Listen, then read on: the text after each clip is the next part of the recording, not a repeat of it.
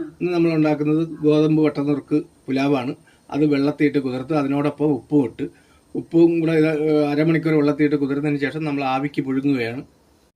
അതിനാവശ്യമായ സാധനങ്ങൾ സവോള, ഇഞ്ചി, പച്ചമുളക്, ഉണക്കമുളക്, കറിവേപ്പില. അതിൻ്റെ കൂടെ നമ്മൾ ക്യാരറ്റും ക്യാപ്സിക്കവും മുന്തിരിയും ചേർക്കുന്നുണ്ട്. നമ്മൾ പുലാവ് റെഡിയാക്കാൻ പോവുകയാണ്. അതിനുവേണ്ടി നെയ്യാണ് ഒഴിക്കുന്നത്. വെളിച്ചെണ്ണയിൽ വേണമെങ്കിലും ചെയ്യാം.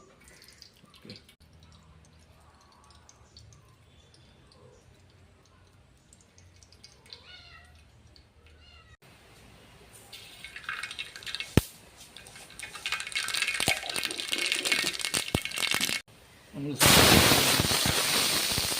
കാര്യങ്ങളൊക്കെ വെച്ച്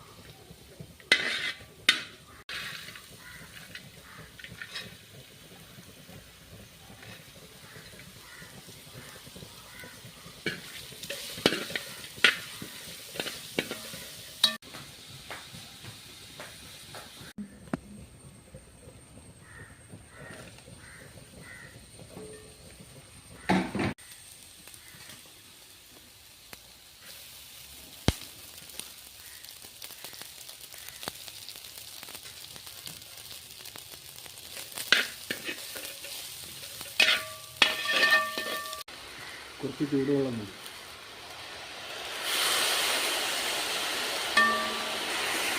നമ്മുടെ പുലാവ് റെഡി ആയിട്ടുണ്ട്. നമ്മുടെ കുഞ്ഞിനെ കൊണ്ട് ഇത് ടേസ്റ്റ് നോക്കിക്കുകയാണ്. മോനെ കൈ നീട്ടിയ മോനെ കൊള്ളാം, നോക്ക് എങ്ങനെയുണ്ടെന്ന് പറ. എല്ലാവരും ഈ പുലാവ് നിങ്ങളുടെ വീട്ടിൽ ചെയ്ത് നോക്കുക.